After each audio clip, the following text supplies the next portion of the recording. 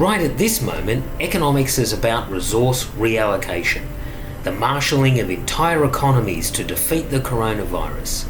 We can do this through good economic policies that have created economies that are far more productive and innovative than at any time in history.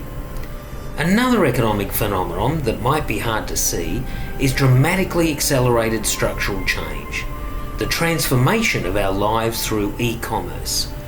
Working from home, the great promise of IT has arrived. At the moment, indeed, it's 5 days a week. In the long term, the 9 to 5, Monday to Friday working week is surely gone. Economics is all about change.